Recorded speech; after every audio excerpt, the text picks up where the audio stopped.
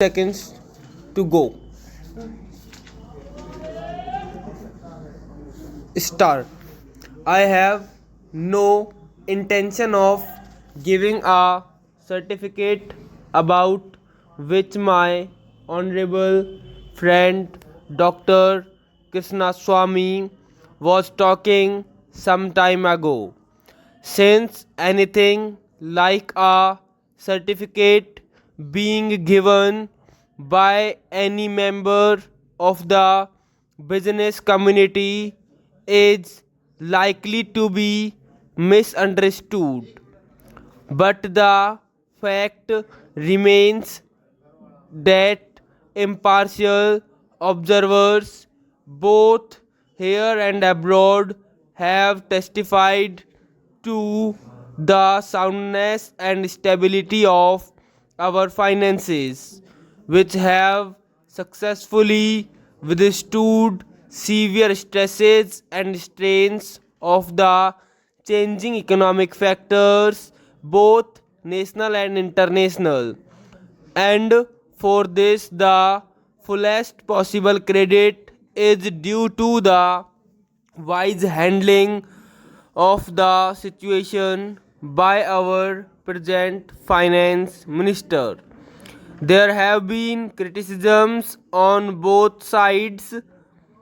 Some have described the budget as pro big business, as something which has brought about a boom in the stock exchange, and as something which has brought about satisfaction in the business circles.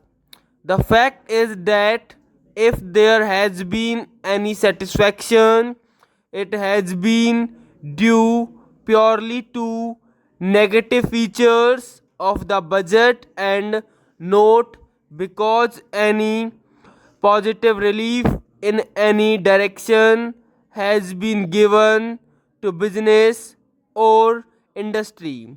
It is true that there were certain fears in the minds of the business community that, in view of the expanding and growing needs of the center, the finance minister might resort to certain further additional taxation, and since those fears were not realized, there has been some slight recovery in certain stock exchanges, but that does not in the least mean that whatever relief and legitimate relief was due to the business and industrial community has received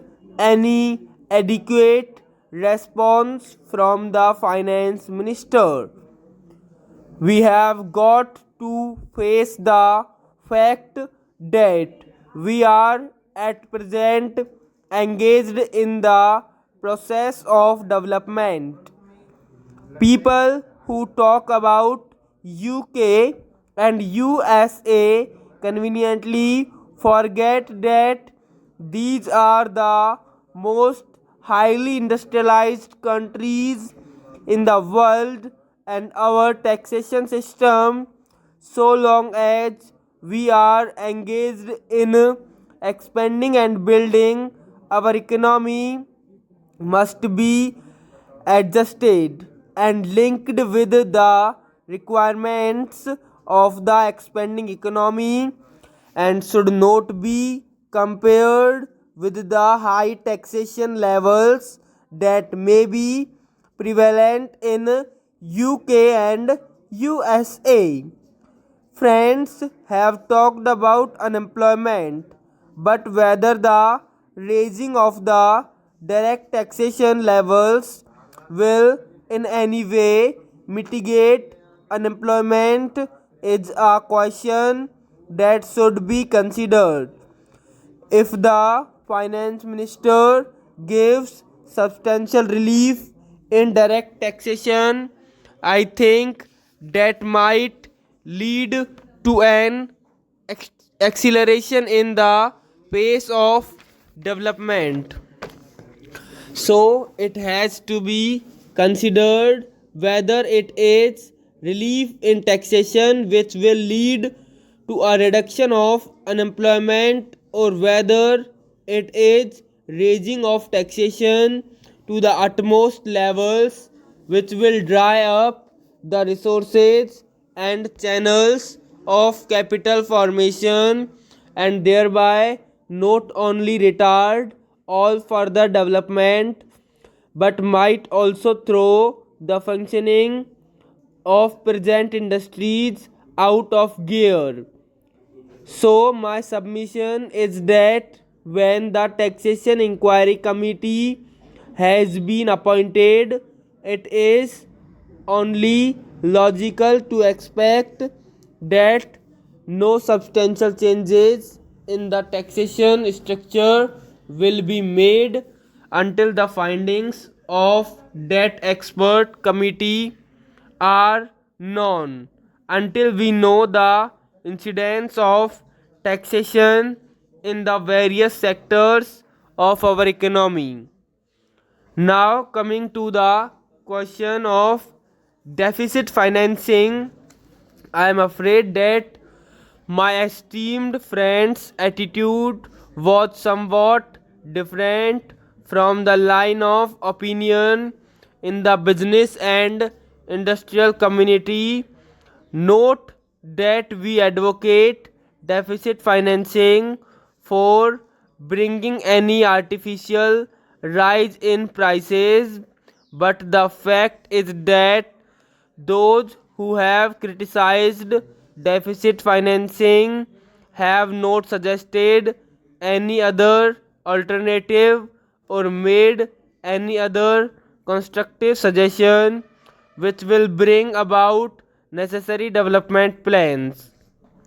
After all, the fact has got to be faced that whatever program we have set out in the national plan should go on unimpeded by any financial considerations. An assurance has been given by the finance minister that so far as financial resources are concerned, he will ensure that the 5-year plan will not in any way be retarded. In this connection, I can only say that deficit financing is one thing so far as the revenue budget is concerned, so far as normal expenses and expenditure are concerned.